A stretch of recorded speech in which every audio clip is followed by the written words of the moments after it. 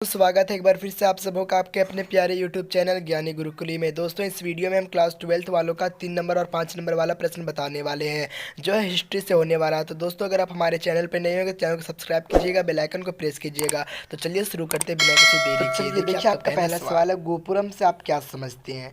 ठीक है, इस वीडियो में हमने 3 नंबर और 5 नंबर वाला प्रश्न बताने वाले हैं। जो प्रश्न आपका रहेगा 2014-2023 के बीच में जितने सारे प्रश्न पूछे गए उन्हीं सारे प्रश्न को हम बताएंगे ताकि उन्हीं सारे क्वेश्चन रिपीट होते हैं बार बार। ठीक है, देखिए आपका पहला सवाल है, गोपुरम से आप क्या समझते हैं। तो आपका उत्तर हो जाएगा दक्षिण भारत में द्रविड़ शैली मंदिर के प्रवेश द्वार को गोपुरम कहा जाता है। ये क्वेश्चन 2 नंबर में आएगा। चलिए अगला सवाल नंबर दूसरा देख लेते हैं। आयंगर व्यवस्था से आप क्या समझते हैं। तो आपका उत्तर हो जाएगा आयंगर व्यवस्था विजयनगर काल की ग्रामीण प्रशासन व्यवस्था थी। इस व्यवस्था के अनुसार एक स्वतंत्र इकाई के रूप में प्रत्येक ग्राम को संगठित किया जाता था, जिसमें शासन के लिए 12 शासकीय व्यक्तियों को नियुक्त किया जाता था। इस 12 शासकीय अधिकारियों के समूह को आयंगर कहते हैं। ठीक है, देखिए बात दरअसल ऐसी है, आयंगर व्यवस्था विजयनगर काल की जो ना ग्रामीण व्यवस्था है। ठीक है, इस व्यवस्था के अनुसार 12 शासकीय व्यक्तियों को नियुक्त किया जाता था और इन्हीं 12 शासकीय व्यक्तियों के समूह को आयंगर व्यवस्था कहा जाता है। बिल्कुल करेक्ट आंसर आपका हो जाएगा। चलिए अगला सवाल नंबर तीसरा देख लेते हैं। मनसबदारी व्यवस्था से आप क्या समझते हैं। मोस्ट इंपोर्टेंट क्वेश्चन और बार बार रिपीट हुए। ठीक है, आप इसे नोट डाउन कर लें। मनसबदारी मुगल काल का प्रशासन का एक महत्वपूर्ण इकाई था। इस प्रणाली को अकबर ने शुरू किया था। मनसब एक अरबी शब्द है जिसका अर्थ होता है रैंक या पद। ठीक है, मनसब का तात्पर्य अधिकारियों एवं सेनापतियों का पद से है। इस व्यवस्था के अनुसार प्रत्येक मनसबदारों को पद एवं श्रेणी के अनुसार घुड़सवार सेवा रखना पड़ता था और बदले में जो ना राजा से वेतन प्राप्त होता था। ठीक है, तो आप इसे नोट डाउन कर। सवाल नंबर 4 देख ले, सवाल नंबर तीसरा देख लेते हैं। प्रत्यक्ष कार्यवाही दिवस क्यों और कब मनाया गया। ठीक है, तो प्रत्यक्ष कार्यवाही दिवस 16 अगस्त 1946 ईस्वी को मुस्लिम लीग द्वारा मनाया गया था। ठीक है, इसे मनाने का जो ना मुख्य उद्देश्य था कि मुस्लिम लीग मुस्लिम के लिए एक अलग राष्ट्र की मांग कर रहे थे।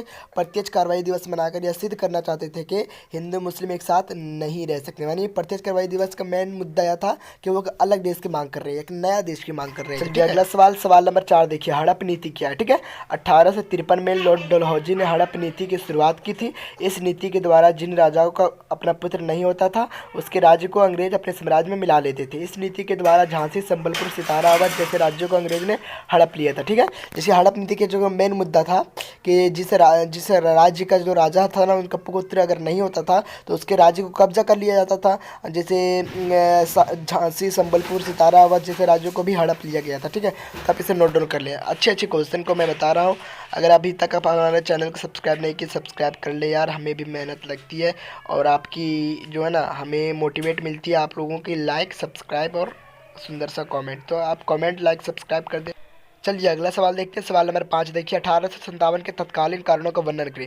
दोस्त यह क्वेश्चन इतना इंपॉर्टेंट है कि प्री बोर्ड से लेकर क्वेश्चन बोर्ड पेपर तक हर जगह यह क्वेश्चन पूछा है। ठीक है, मॉडल पेपर में भी क्वेश्चन आया था। ठीक है, तो 1857 के विद्रोह में तत्कालीन कारणों में यह अफवाह थी कि 1853 के राइफल में कारतूस की खोल पर सुअर और गाय की चर्बी लगी हुई थी। ठीक है, यह हिंदू एवं मुस्लिम दोनों धर्मों के लोगों की भावनाओं को ठेस पहुंचा रही थी। यह राइफल 1853 के राइफल के जखीरे का हिस्सा था। तो दोस्तों ये बहुत ही इंपॉर्टेंट क्वेश्चन और आपका सुंदर सा जवाब हो जाएगा। आप इसे जल्दी से जल्दी याद कर ले। ये क्वेश्चन को आप छोड़िएगा नहीं, याद करके जाइएगा। ये क्वेश्चन पूछता है हर बार और पूछेगा इस बार भी। ठीक है, चलिए अगला सवाल देखते हैं। सवाल नंबर 7 क्या है। हूल दिवस कब मनाया जाता है। तो आपको पता होगा हूल दिवस 30 जून को हूल दिवस मनाया जाता है। ठीक है, अगला सवाल नंबर 8 देखिए। 1857 की क्रांति से कहाँ हुई थी, यानी 1857 की जो क्रांति हुई थी कहाँ हुई थी। तो मेरठ में हुई थी। ठीक है, अगला सवाल देखिए। सवाल नंबर 9 देखिए। दक्कन के गाँव में रैयतों ने बगावत कब की थी। तो दक्कन के गाँव में जो रैयतों ने बगावत की थी 1857 में की थी। दोस्तों आज के लिए इतना ही।